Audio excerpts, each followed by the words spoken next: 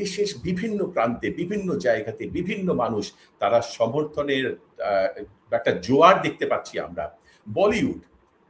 বলিউড যেটা আমরা বলি বম্বে ফিল্ম ইন্ডাস্ট্রি, প্রত্যেকটা মানুষ, অধিকাংশ মানুষ তারা চলে আসছেন, তারা ছাত্রদের সমর্থনে দাঁড়াচ্ছেন, তারা বিবৃতি দিচ্ছেন, তারা তাদের সমর্থনে বিভিন্নভাবে সাহায্যের হাত বাড়িয়ে দিচ্ছেন। সেটাও আমরা দেখতে পাচ্ছি।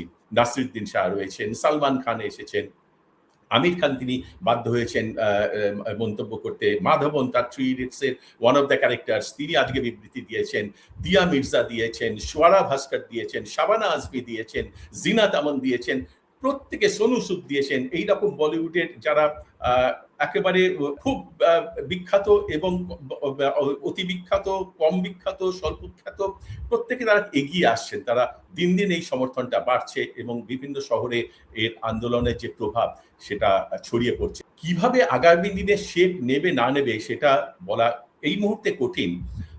তার কারণ হচ্ছে এই যে আন্দোলনটা এখনো পর্যন্ত কিন্তু রাজনৈতিক নেতৃত্ব এর পেছনে নেই।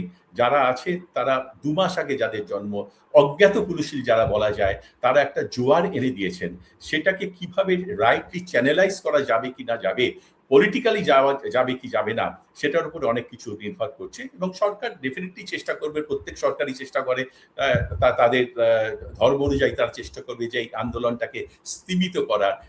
তার জন্য তারা সচেষ্ট। এক তো সচেষ্ট পুলিশি অত্যাচারের বিরুদ্ধে পুলিশি প্রতিরোধ দিয়ে, সেটা একটা একটা চেষ্টা রয়েছে। আর একটা চেষ্টা হচ্ছে এই আন্দোলনকারী নেতাদেরকে আলোচনায় ডেকে, আলোচনায় বসার। আজকে যে ডাকটা আবার দেওয়া হয়েছে, তারা যে কোনো সময় যে কোনো জায়গায় আলোচনা বসতে রাজি আছে। 2 কেন্দ্রীয় বন্দী তারা এই আহ্বানটা জানিয়েছেন। সুতরাং আলোচনার দরজা খোলা রয়েছে, আবার পুলিশকে দিয়ে এটাকে দমানোর চেষ্টাও রয়েছে। সব মিলিয়ে সরকার চেষ্টা করছে আন্দোলনটাকে স্তিমিত করে দিতে এবং পলিটিক্যালিও তারা এটার মোকাবিলার চেষ্টা করছে।